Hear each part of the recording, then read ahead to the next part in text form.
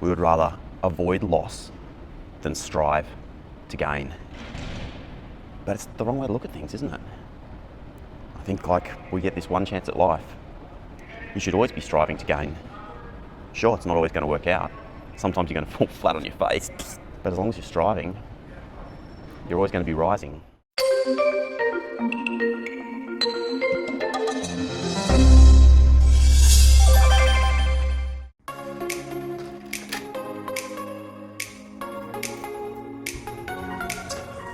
Hey, g'day, thanks for joining me. It's a beautiful day, eh? Morning walk, episode 80. Coming to you from San Diego, where this sunny little warm town is actually a little bit grey and overcast this morning. Who cares? It's a beautiful day. Let's go enjoy it a little bit. Yeah. Here's where you see there's like some serious money in this town, isn't there? Wow. All these boats. They're docked at the Marriott. I wonder what they're paying per night. And again, I guess if you can afford like that, you're probably not worried about the nightly rate at the Marriott. Oh, good luck to them. Well, we're down like the marina area, which is a beautiful part of San Diego. And I think what they've done well, like so many cities, is like create this beautiful outdoor space here that people can all use. This amazing park we're coming up to right now. And that's just such a nice thing when in the mornings you've got all these people out and about enjoying their walking, running, riding, fishing, you name it. And like if we don't protect those spaces, it's like gone forever, right? I really love the vibe of these places, right? You know in a few hours' time, this whole kind of like outdoor seating area, little tourist trap, is going to be like loaded full of people, full of energy. And it's kind of like the anticipation of that moment is what you get to experience early in the morning when there's no one around. It's been a pretty stressful week. Now, at the time of filming, there's the coronavirus outbreak currently going on in sort of China, now it's in Italy, Iran, and it's sort of looking for all intents and purposes like it's going to turn into a pandemic. It's kind of funny saying it's going to turn into a pandemic when it's already everywhere in the world. What can you do?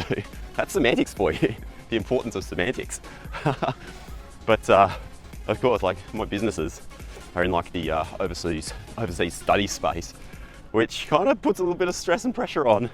Because if it like turned out to be like genuinely serious and not just a media beat up, man, it means a lot more people are going to avoid travelling and going to study overseas, and yeah, it means we might have some pretty tough decisions to make in the businesses in the sort of weeks and months ahead. And as you may remember, like me and my family, we're planning a big trip around Australia starting in May, June. But what happens if this whole thing blows up and then like suddenly the businesses have got like heaps of pressure and stress and risk?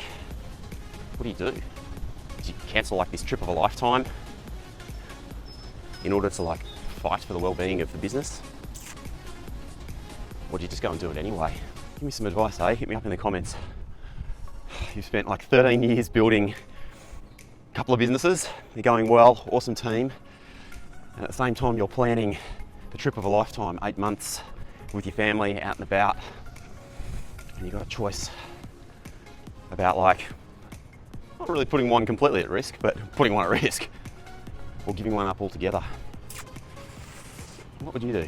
My main reason for my trip to San Diego is coming to this absolutely amazing conference, Social Media Marketing World, which is on each year. We basically get to come and find out all the latest stuff about what's going on in social media and the best ways to do it. I think like episode 55, we took a walk through like the exhibition hall last year before it was even open. I kind of set myself a challenge of being able to sneak in again. Well, clearly, like security isn't any tighter this year than last year. Fail. Let's see if we can poke our heads in again. It's one of those things, isn't it? If you don't try, you don't know. Exit only. Oh no, those are locked.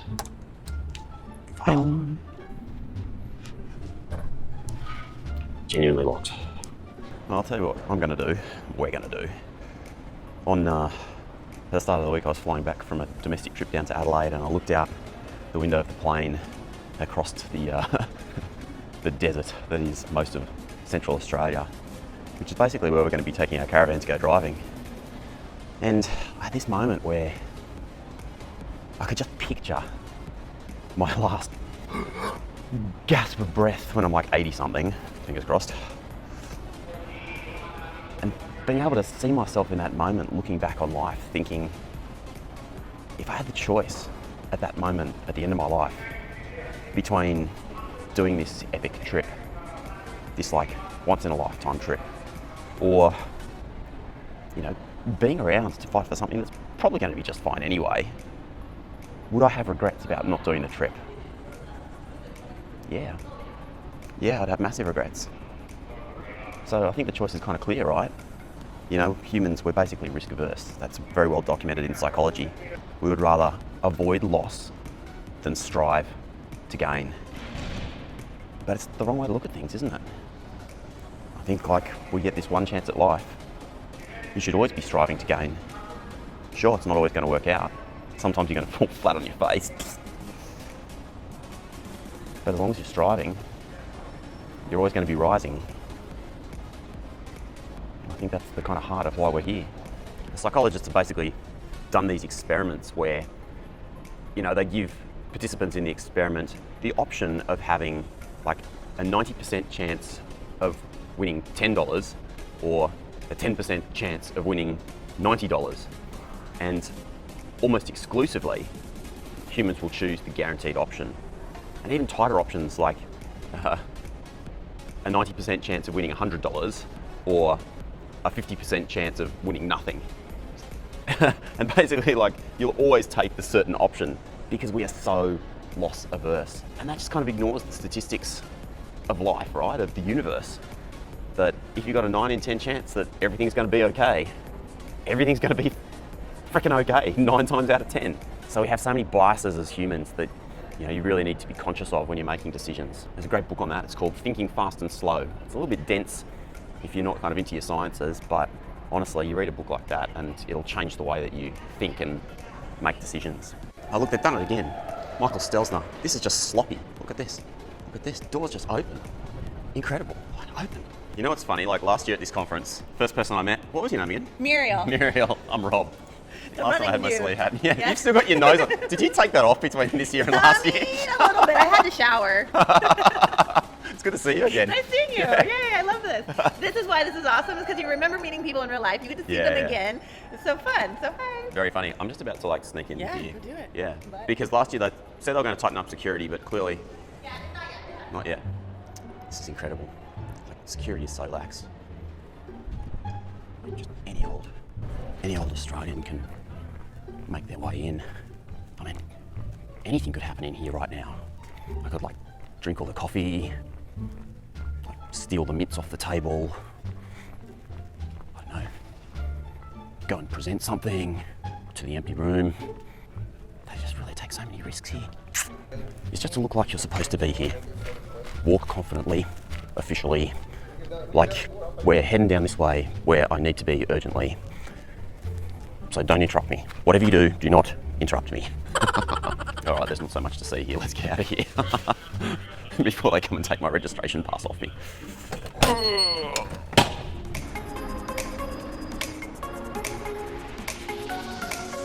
Love this moment, hey? First buds of spring just hitting the trees. Now, everything has seasons. Business has seasons, life has seasons. We all have seasons. You know, times where things are bleak, grey, cold, miserable. We all have our winter times. But then, at some point, always, the season will change.